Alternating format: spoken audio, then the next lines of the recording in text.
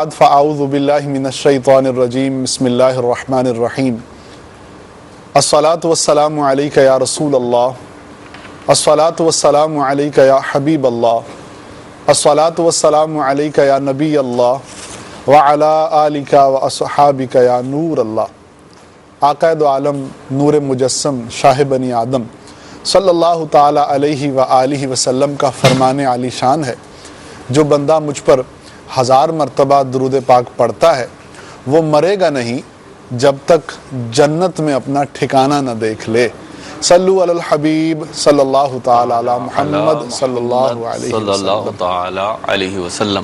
مدنی channel کے ناظرین، حسب معمول آج اتوار کا دن اور آپ دیکھ رہے ہیں مدنی چینل کی اسکرین پہ سلسلہ لبیک، جس کی خصوصیت یہ ہے کہ اس میں دعوت اسلامی کی مرکزی مجلس شورا کے نگران حاجی محمد عمران اتاری مدظر اللہ العالی تشریف فرما ہوتے ہیں، اور وہ زبان سے بھی کہتے ہیں اور زبان حال سے بھی کہتے ہیں لبیک، یعنی میں حاضر ہوں۔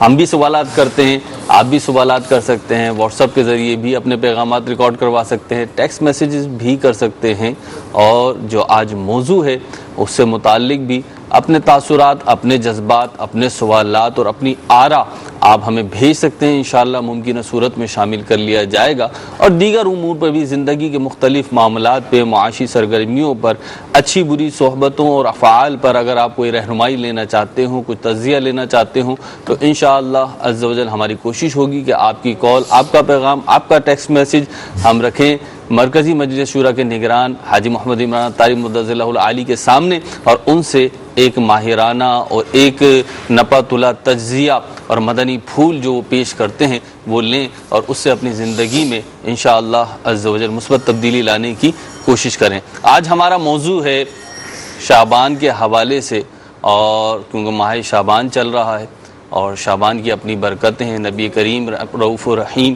صلی اللہ تعالی علیہ وسلم کا یہ ماہ مبارک ہے۔ میرے آقا صلی اللہ علیہ وسلم نے ارشاد فرمایا، شعبان شہری، شعبان میرا مہینہ ہے، اور رمضان شہر اللہ، اور رمضان اللہ کا مہینہ ہے۔ تو آقا کا مہینہ چل رہا ہے، اور اس مہینے کی ایک بڑی خصوصیت یہ ہے کہ اس میں شب برات بھی ہے۔ شب برات کی بھی اپنی برکتیں ہیں، شعبان کے روزوں کی بھی اپنی برکتیں ہیں۔ انشاءاللہ عز و جل ممکنہ صورت میں یہ بھی ہمارے گفتگو میں شامل رہے گا۔ لیکن آج جو پرٹیکولر موضوع ہم لے کر آئے ہیں اس کا عنوان ہے معافی، یعنی معافی چاہ لیجئے، معافی مانگ لیجئے، معافی کے خواستگار ہو جائیے، اور جو آپ سے معافی مانگے تو پھر اسے معاف کر دیجئے۔ کوشش یہ ہے کہ آج کے سلسلے کی برکت سے ٹوٹے ہوئے تعلق جڑ جائیں، اور جو رشتوں میں دراڑیں آئی ہوئی ہیں وہ پر ہو جائیں، اور ایک محبت اور اتفاق و یگانگت کا، میل جول کا جو ایک سلسلہ ہے وہ شریعت کے دائرے میں رہتے ہوئے بحال ہو، اور خوشیاں و مسرت اور ملنے جلنے کی جو فضا ہے وہ شریعت کو جس طریقے سے مطلوب ہے وہ حاصل ہو۔ انشاءاللہ عز و جل اسی موضوع کو آگے بڑھائیں گے۔ عبدالواجد بھائی، ہمارا موضوع ہے اور یہ ہر گھر کا موضوع ہے، کیا کہیں گے؟ جی بالکل، معاف کر دینا اور اگر کوئی غلطی ہو جائے تو معافی چاہنا، یہ مسلمانوں کی صفات میں سے ہیں۔ سبحان اللہ۔ کہ اگر کوئی شخص ان کے ساتھ کچھ برا کر دے، کوئی ظلم کر دے، کوئی زیادتی کر دے، تو وہ حد المقدور جو سب سے پہلی کوشش انہیں کرنی چاہیے وہ معاف کر دینا چاہیے۔ اور معاف کرنے سے کیا ہوتا ہے؟ حضرت سیدنا موسیٰ کلیم اللہ علیہ نبینا و علیہ الصلوۃ والسلام نے اللہ تعالیٰ کی بارگاہ میں عرض کی کہ مولا، جو بندہ قدرت رکھنے کے باوجود معاف فرما دے تو اس کا تیرے ہاں کیا مقام ہے؟ تو اللہ سبحانہ و تعالیٰ نے فرمایا کہ وہ بندہ سب سے زیادہ عزت والا ہے۔ سبحان اللہ۔ یہ اس مفہوم ہے اس قول کا جو میں عرض کر رہا ہوں۔ تو معاف کر دینا یہ انسان کے درجے کو بلند فرماتا ہے۔ وہ انسان جو معافی کو، معاف کر دینے کو اپنا طریقہ بنا لیتا ہے تو دنیا ہو یا آخرت اس کی عزت ہی عزت ہے۔ دنیا میں لوگ اس کو اچھا آدمی سمجھتے ہیں اور وہ یقیناً اچھا ہوتا بھی ہے، اور آخرت میں تو وہ ایسا شخص ہے کہ اس کے درجات کو بلند فرما دیا جائے گا، اس کو وہ مقامات عطا فرمائے جائیں گے کہ دوسرے لوگ اس پر رشک کریں گے۔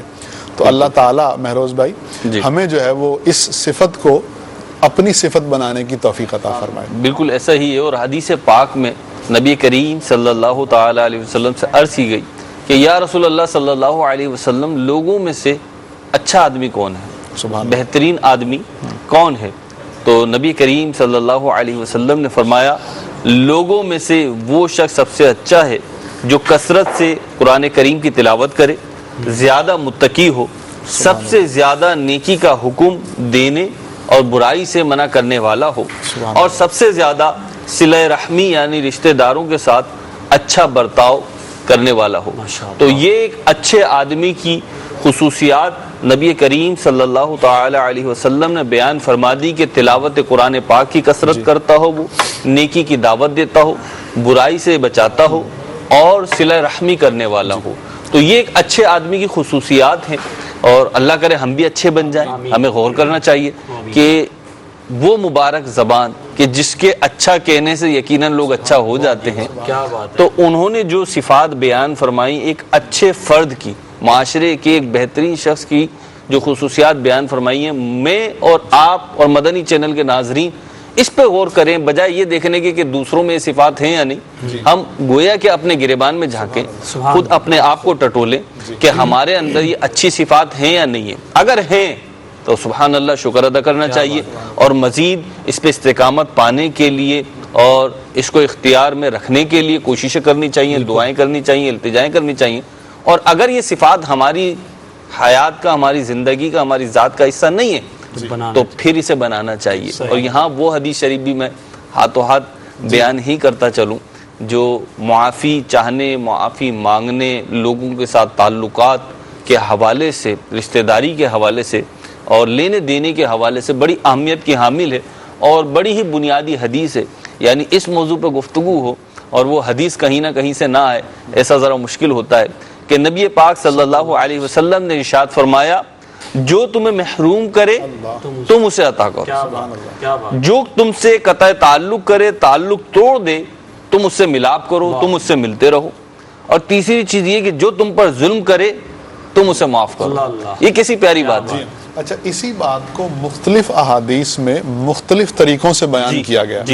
اس حوالے سے بہت زیادہ اجر و ثواب کی بھی مطلب ہمارے پاس حدیث ہیں, نوید ہیں. جیسے مثال کے طور پہ آقا دو عالم صلی اللہ علیہ وسلم نے فرمایا کہ جسے یہ پسند ہو کہ اس کے لیے جنت میں محل بنایا جائے اور اس کے درجات بلند کیے جائیں, اسے چاہیے کہ جو اس پر ظلم کرے یہ اسے معاف کرے, سبحان اللہ, اور جو اسے محروم کرے یہ اسے عطا کرے, اور جو اس سے قطع تعلق کرے یہ اس سے ناتا جوڑے. اچھا, ایک اور حدیث مبارکہ میں اسی مفہوم کو کم و بیش اور طریقے سے بیان فرمایا گیا. حضور فرماتے ہیں کہ 3 باتیں جس شخص میں ہوں گی اللہ تعالیٰ قیامت کے دن اس کا حساب بہت آسان طریقے سے لے گا. ہم میں سے ہر ایک کو یہ تمنا ہے کہ قیامت کی سختیوں, پریشانیوں اور قیامت کی گرمی سے ہمیں نجات مل جائے اور ہمارے تمام معاملات آسانی سے ہوں. تو حضور بھی یہی بات فرما رہے ہیں کہ حساب و کتاب آسانی سے ہوگا اور اس کو اللہ تعالیٰ اپنی رحمت سے جنت میں داخل فرمائے گا. صحابہ کرام نے جب یہ سنا تو فرمایا کہ یا رسول اللہ وہ کون سی باتیں ہیں, وہ کون سی 3 چیزیں ہیں جو ہوں تو یہ اجر و ثواب اور یہ فضیلت ہے. فرمایا جو تمہیں محروم کرے تم اسے عطا کرو, جو تم سے قطع تعلق کرے یعنی تعلق توڑے تم اس سے ملاپ کرو, اور جو تم پر ظلم کرے تم اس کو معاف کر دو. اسی حدیث کو دوسرے انداز پہ بیان کیا گیا. ابھی جو آپ گفتگو کر رہے تھے مہروز بھائی کہ نبی پاک علیہ الصلوۃ والسلام جو سب اچھوں میں سب سے اچھے ہیں, انہوں نے جب ایک چیز بیان کر دی کہ معاف کرنا جو ہے وہ ایک اچھی صفت ہے, اس کو اپنانا چاہیے, تو میرے ذہن میں گفتگو یہ بات آئی کہ دنیا میں ہم یہ دیکھتے ہیں کہ ایکسپرٹ جو ہوتا ہے کسی چیز میں, کسی فیلڈ میں, لوگ اس کے تجربوں سے فائدہ اٹھاتے ہیں نا. سمجھدار وہی ہیں کہ جس نے جس کام میں کامیابی حاصل کی اس کے تجربے سے فائدہ اٹھایا جائے. بالکل. تو دنیا میں سب سے کامیاب ترین شخصیت رسول پاک صلی اللہ علیہ وسلم کی ذات ہے, اور سب سے اچھی سب سے پیاری ذات بھی سرکار کی ہے. وہ شعر ہے نا, سب سے اچھوں میں اچھا سمجھیے جسے, ہے اس اچھے سے اچھا ہمارا نبی. تو یہ جو نبی پاک علیہ السلام کی خصوصیت ہے, تو اب ہم اس کامیاب ترین ذات رسول خدا صلی اللہ علیہ وسلم کی زندگی کو اگر دیکھتے ہیں تو جہاں رسول پاک علیہ السلام نے معاف کرنے کی ترغیب دلائی ہے، وہیں اپنے عمل سے معاف کرنے کے ایسے ایسے واقعات آپ نے جو ہے ہمیں بتائے ہیں کہ انسانی عقل حیرت زدہ رہ جاتی ہے کہ یعنی اتنے بڑے بڑے دشمنوں کو یا ایسے معاملات کو رسول پاک علیہ السلام نے معاف فرما دیا. وہ جیسے فتح مکہ والا واقعہ ہے کہ رسول اکرم علیہ السلام مکہ مکرمہ فاتح مکہ ہو کر تشریف لائے، تو اب آنے کا انداز بھی ایسا نہیں کہ ایسا لگے کہ نبی پاک علیہ السلام کی انداز سے لگ رہا ہو کہ آپ فاتح ہیں، بلکہ آپ کی گردن شریف جھکی ہوئی ہے، آپ نے جو ہے آپ اونٹنی پر سوار ہیں اور آپ تشریف لا رہے ہیں. اب وہ جنہوں نے ظلم کیے ہیں، جنہوں نے ستایا ہے، صحابہ کو مارا ہے، پریشان کیا ہے، وہ تمام وہاں موجود ہیں اور سب اس بات کے منتظر ہے کہ اب کوئی فیصلہ ہونا ہے ہمارے لیے یا تو ہمیں قید کیا جانا ہے یا ہمارے لیے کوئی سزا سنائی جانی ہے.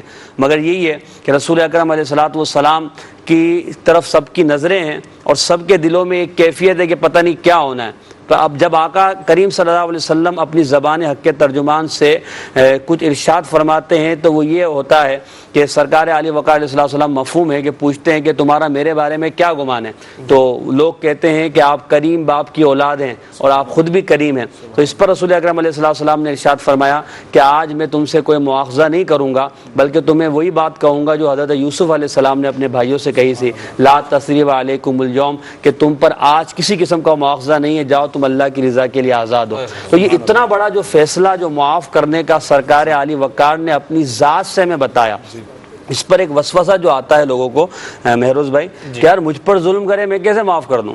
ہم زمانہ تو ایسا ہے کہ اینٹ کا جواب پتھر سے جب تک نہ دیں، روڈوں پر ہم دیکھتے ہیں، محلوں میں دیکھتے ہیں، فیکٹریوں میں دیکھتے ہیں، جو جواب نہیں دیتا لوگ اس کو دباتے ہیں. تو اب یہ جو وسوسہ آتا ہے کہ بھئی میں معاف کر دوں گا تو یہ تو مجھے کھا جائیں گے، تو نبی پاک علیہ السلام کا یہ واقعہ ہمیں بتاتا ہے کہ اگر معاف کریں گے تو لوگوں کے دلوں میں عزت بڑھے گی اور لوگ تمہارے مطیع و فرما بردار ہو جائیں گے. اچھا، اسی کے ساتھ ایک چیز یہ بھی آتی ہے کہ اگر معاف نہیں کروں گا تو لوگ سمجھیں گے میں ڈر گیا اور میں دم گیا. معاف کر دوں گا، اگر میں معاف کر دوں گا، چھوڑ دوں گا، جانے دوں گا، درگزر کروں گا تو لوگ کہیں گے ارے ڈر گیا ہے اور یہ بزدل ہے اور یہ اس کے بعد طاقت نہیں ہے، استعمال نہیں کر سکتا. حالانکہ نبی پاک صاحب الاولاق صلی اللہ تعالی علیہ وسلم کی تعلیمات، دین اسلام کی تعلیمات، انبیاء اکرام کے واقعات اگر ہم دیکھیں تو اس کے برعکس نظر آتا ہے. حضرت سیدنا موسیٰ کلیم اللہ علیہ نبینا علیہ الصلوۃ والسلام نے عرض کی کہ اے رب عز و جل، تیرے نزدیک کون سا بندہ زیادہ عزت والا ہے؟ فرمایا وہ جو بدلہ لینے کی قدرت کے باوجود معاف کر دے. اور نبی کریم علیہ الصلوۃ والسلام فرماتے ہیں کہ جو رحم نہیں کرتا اس پر رحم نہیں کیا جاتا، جو معاف نہیں کرتا اس کو معاف نہیں کیا جاتا. تو آج ہم یہ سوچ رہے ہیں کہ میرے پاس اختیار ہے، میرے پاس طاقت ہے اور میں کسی سے کم نہیں ہوں، تو میں اپنی طاقت کو، میں اپنے اختیار کو نافذ کیوں نہیں کروں؟ تو ہمیں ڈرنا چاہیے، اپنا محاسبہ کرنا چاہیے کہ ہمارے پاس جو اختیار ہے اس کی حیثیت ہی کیا ہے، ہمارے پاس جو طاقت ہے اس کی حیثیت ہی کیا ہے، اور اللہ رب العزت کا اختیار، اس کی طاقت اور اس کا نافذ کرنا اس سے بڑھ کر کون ہے.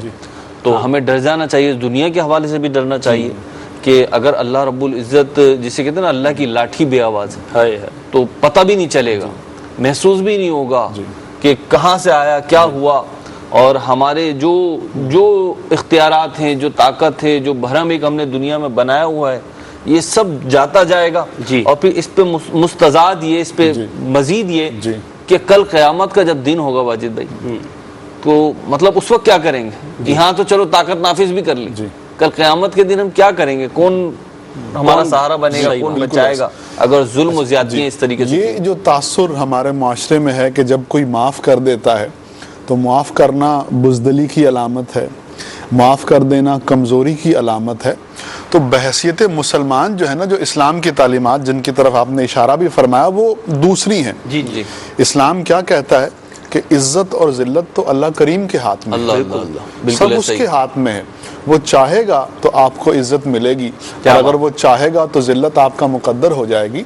تو لوگوں کے کہنے کرنے سے کچھ نہ ہوگا. اس معاملے میں خاص طور پہ آقا دو عالم صلی اللہ علیہ وسلم کی حدیث مبارکہ ہماری رہنما ہے. حضور فرماتے ہیں کہ صدقہ دینے سے مال کم نہیں ہوتا، اور بندہ اگر کسی کا قصور معاف کرے تو اللہ عز و جل اس معاف کرنے والے کی عزت ہی بڑھائے گا۔ کیا بات ہے۔ میں دوبارہ مدنی چینل کے ناظرین کے لیے پڑھ دوں کہ بندہ کسی کا قصور معاف کرے تو اللہ عز و جل اس معاف کرنے والے کی عزت ہی بڑھائے گا۔ تو وہ لوگ جو معاف کر دیتے ہیں وہ اپنے ذہن میں یہ تصور رکھیں کہ اب جو عزت بڑھے گی وہ اللہ تعالیٰ بڑھائے گا، اور یہ نبی کریم صلی اللہ تعالی وسلم کا وعدہ ہے، اور ہم نے اس کے بہت سے مظاہر دیکھے ہیں۔ امیر سنت کی ذات اس حوالے سے بہترین مثال ہے۔ آپ نے تو یہاں تک لکھا کہ جو میری جان کا بھی دشمن ہے تو میں نے اسے معاف کیا۔ تو آپ کا یہ طرز عمل مخلوق کی ہدایت کا سبب ہے۔ بہت سے ایسے گھر جو معاف نہ کرنے کی وجہ سے بگڑنے والے تھے، امیر سنت کے وہ اہل خانہ مرید ہوئے، وہ صاحب مرید ہوئے، انہوں نے جب اپنے مرشد کا یہ طرز عمل دیکھا تو انہوں نے اسی چیز کو اپنایا، اور آج ان کا گھر جو ہے وہ خوشیوں کا گہوارہ بن چکا ہے۔ بلکہ اس کے برعکس ہم دیکھتے ہیں عبدالواجد بھائی کہ جو لوگ معاف نہیں کرتے اور ضد پر اڑے رہتے ہیں کہ نہیں میری جو عزت ہے، میرا جو مرتبہ ہے، میں تو نہیں معاف کرتا اس کو، میں تو بدلہ لے کے رہوں گا، تو ایسے لوگوں کی معاشرے میں کوئی عزت نہیں ہوتی۔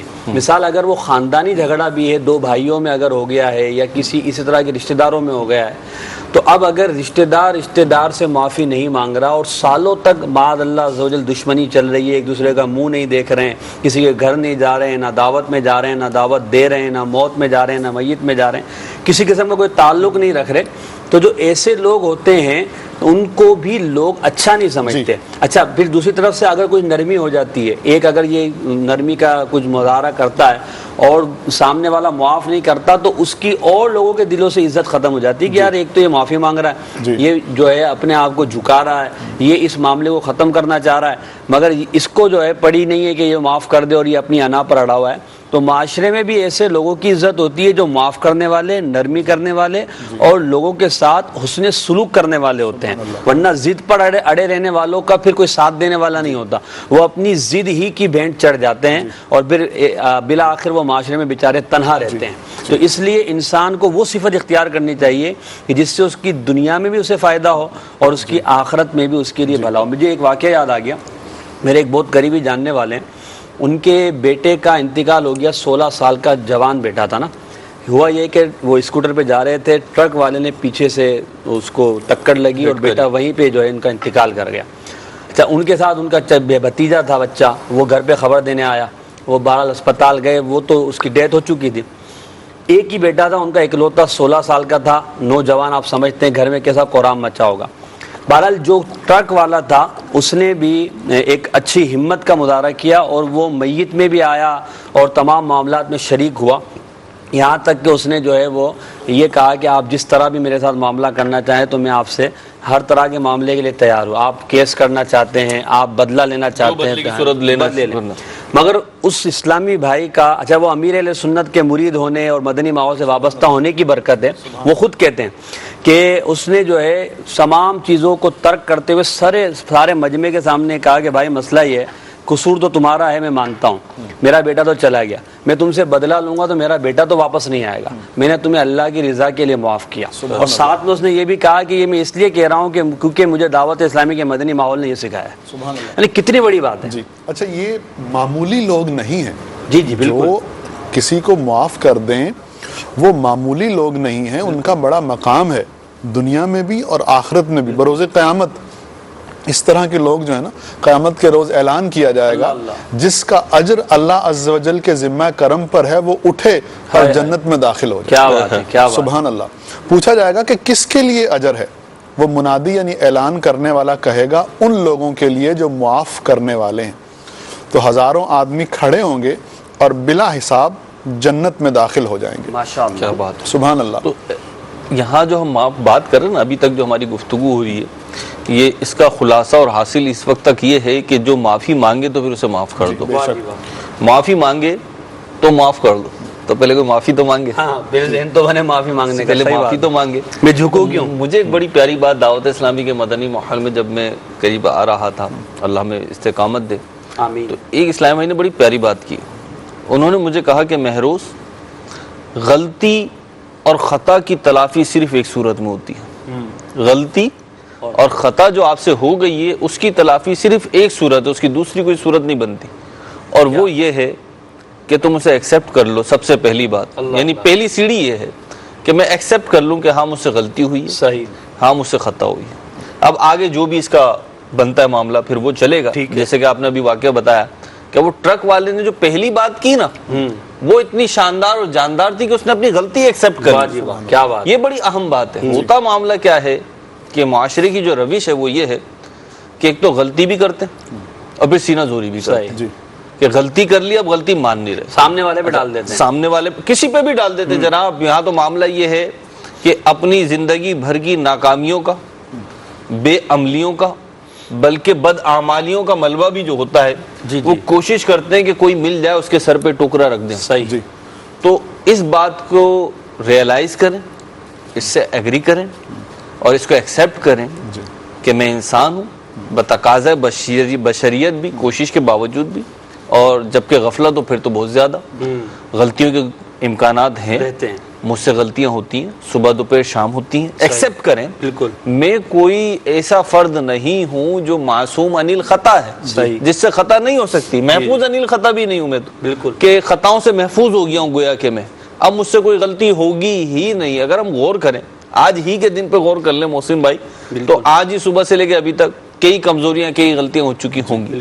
تو ہم ریئلائز کریں اور بڑا پن یہ ہے کہ معافی مانگیں. سبحان اللہ. صحیح, غلطی ہماری ہے, ہم معافی مانگیں, ہم پہل کریں.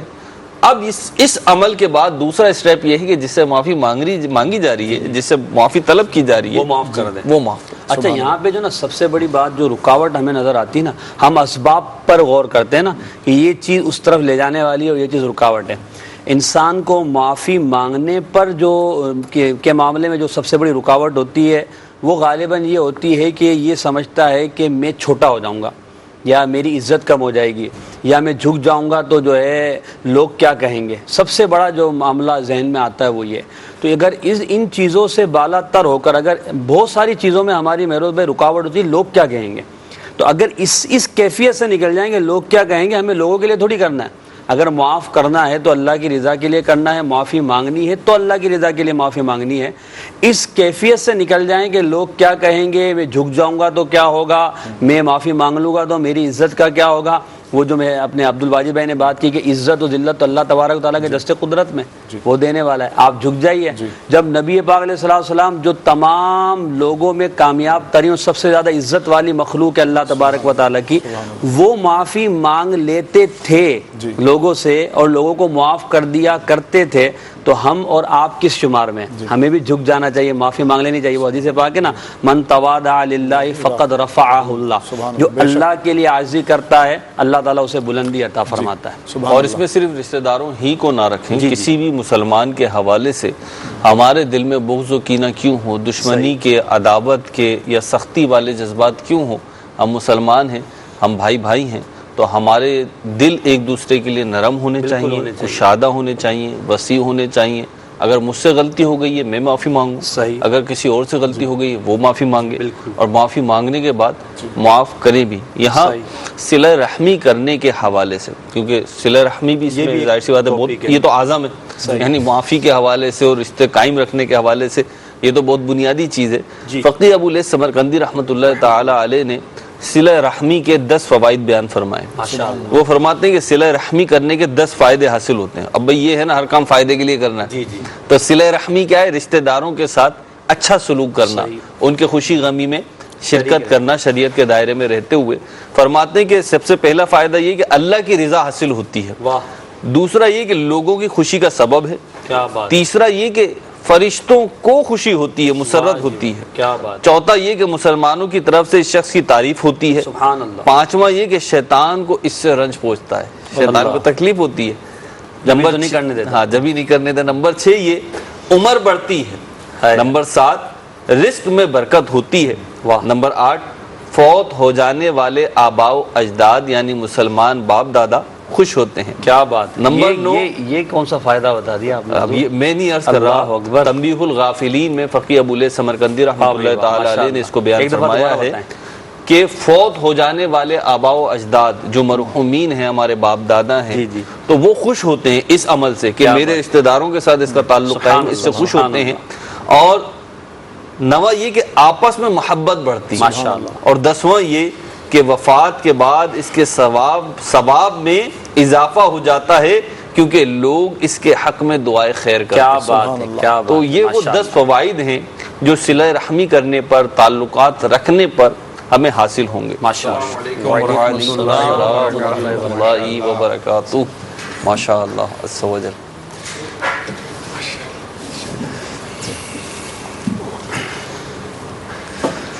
مرحبا، جزاک اللہ خیر۔ آمین۔ حضور آج ہمارا موضوع ہے معافی۔ مجھے بھی معافی سے نوازنا تاخیر ہو گئی۔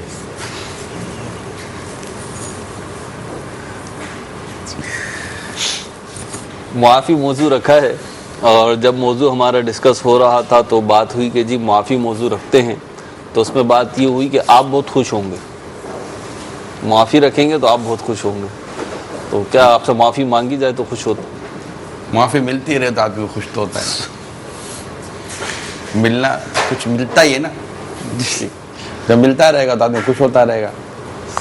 یہ کیسے ریئلائز ہو، سوالات ہی کی طرف بڑھتے ہیں کہ یہ کیسے ریئلائز ہو کہ مجھے معافی مانگ لینی چاہیے؟ الحمدللہ رب العالمین والصلاة والسلام علی سید المرسلین۔ جب غلطی کا احساس ہونا تو معافی کا احساس پیدا ہو جاتا تو میں غلطی کرتا ہی نہیں، ہے، تبھی تو احساس کی بات کی تھی۔ احساس ہونا چاہیے کہ غلطی ہوئی ہے۔ آدمی ٹھوکر کھاتا ہے تو سنبھلنے کا ذہن بنتا ہے نا۔ جی۔ ایک آدمی کو لگے کہ میں نے ٹھوکر کھائی نہیں ہے، میں کیوں سنبھلوں؟ کیسے احساس ہوگا، یہی تو عرض ہے۔ اصل میں معاشرے میں کیفیت یہ ہے کہ پڑھا یہ جائے، موضوع بڑا اچھا ہے، پڑھا جائے۔ یہ آپ کو اچھا نہیں لگ رہا، یہ لوگوں کو بھی اچھا لگ رہا ہوگا، مسلمانوں کو اچھا لگ رہا ہوگا، لیکن بات یہ ہے کہ معافی جو رکھا ہے، بالکل جس نے میرے ساتھ زیادتی کی ہے، ظلم کیا ہے، میرا دل دکھایا، وہ آئے معافی مانگے، بالکل آنا چاہیے اسے۔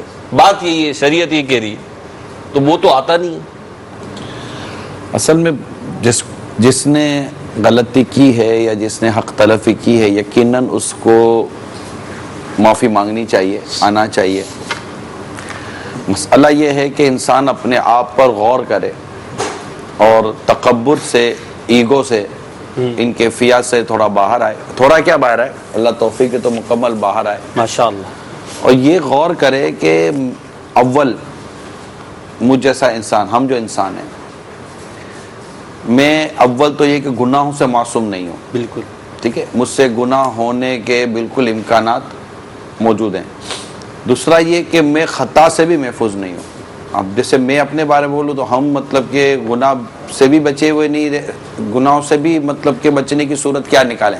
جی، اللہ جس کو بچائے۔ تو ہم سے گناہ بھی ہو سکتا ہے، جیسے میں اپنے بارے میں سوچ رہا ہوں کہ مجھ سے گناہ بھی ہو سکتا ہے، مجھ سے خطا بھی ہو سکتی ہے، ٹھیک، بلکہ خطا نہیں ہوتی ہوگی اس کا تو دعویٰ ہی نہیں ہے۔ صحیح۔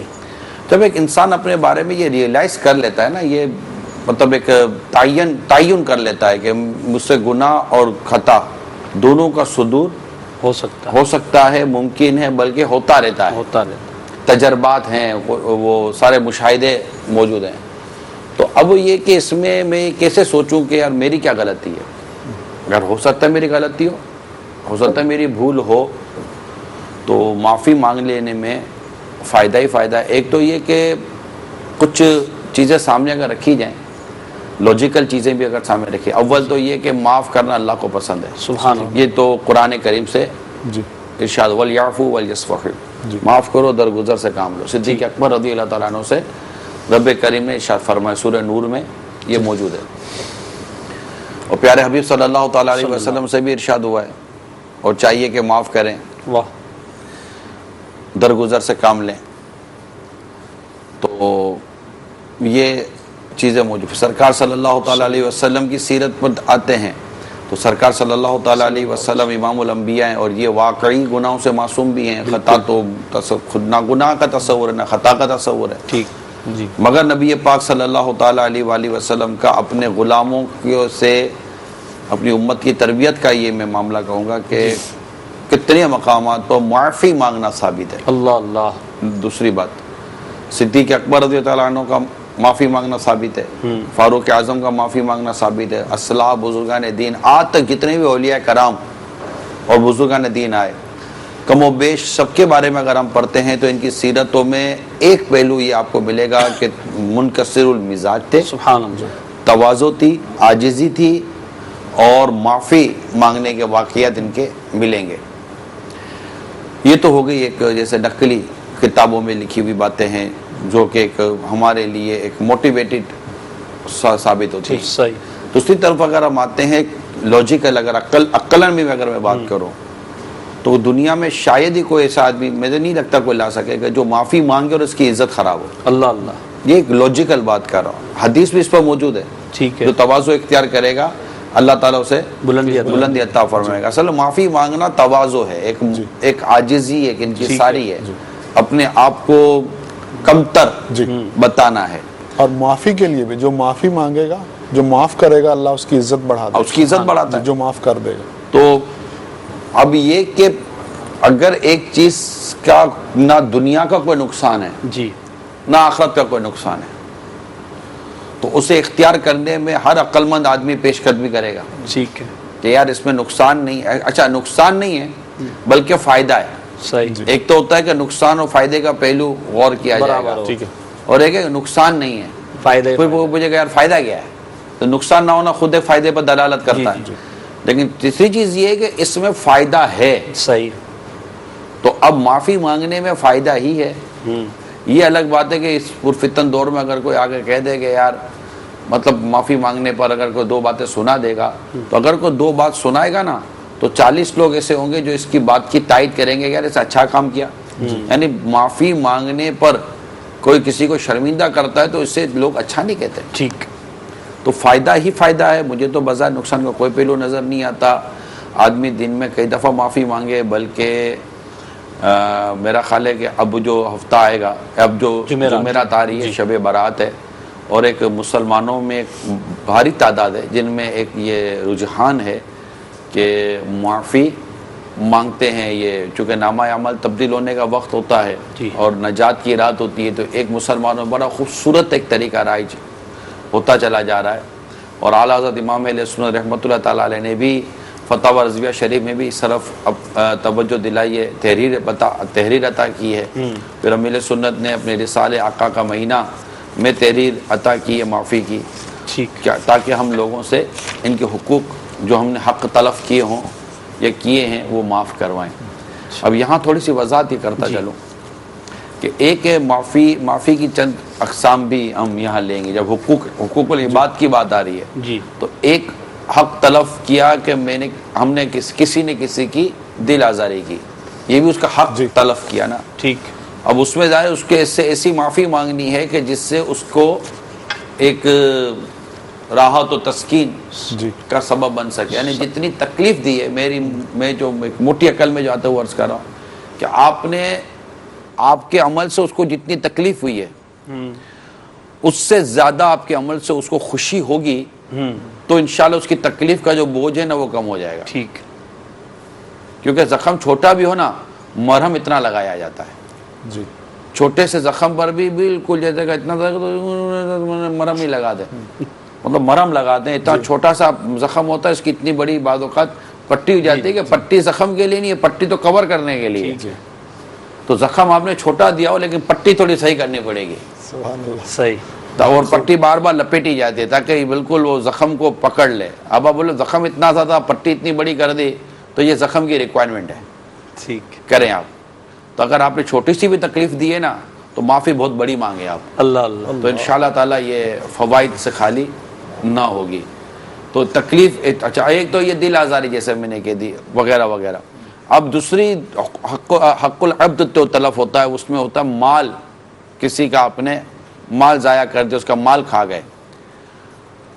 تو اب اس کے لیے یہ کہ معافی بھی مانگنی ہے اور معافی مانگنے کے ساتھ ساتھ آپ نے اس کا مال بھی اس کو واپس کرنا ہے. یا تو وہ اپنا مال آپ کو معاف کر دے. ٹھیک ہے.